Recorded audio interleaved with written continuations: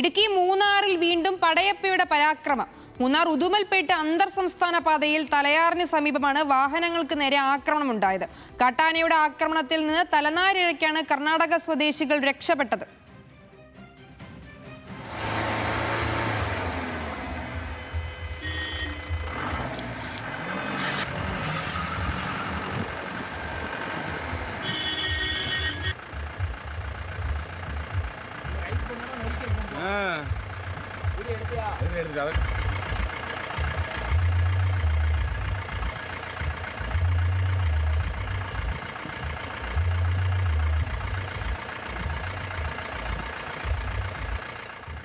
ജോയ് മോനുണ്ട് വിവരങ്ങളുമായി. ജോയി, പടയപ്പ വീണ്ടും രംഗത്തെത്തിയിരിക്കുകയാണ്. കാറിലുണ്ടായിരുന്നവർക്ക് പരിക്കുകളൊന്നുമില്ലല്ലോ, എന്തൊക്കെയാണ് വിവരങ്ങൾ?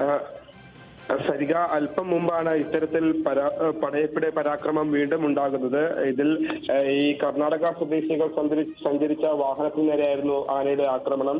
ഇവർ മൂന്നാറിലേക്ക് വിനോദയാത്രയായിട്ട് വരികയായിരുന്നു. ഇതിനിടെയാണ് ഇത്തരത്തിലൊരു പടയപ്പയുടെ ആക്രമണം ഉണ്ടാവുകയും ആക്രമണത്തിൽ കാറിന് വലിയ തോതിൽ തന്നെ കേടുപാടുകൾ സംഭവിച്ചു.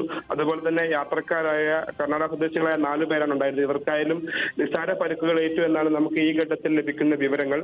നിലവിൽ ഇവരെ ആശുപത്രിയിലേക്ക് ചികിത്സയ്ക്കായി ആശുപത്രിയിലേക്ക് മാറ്റി.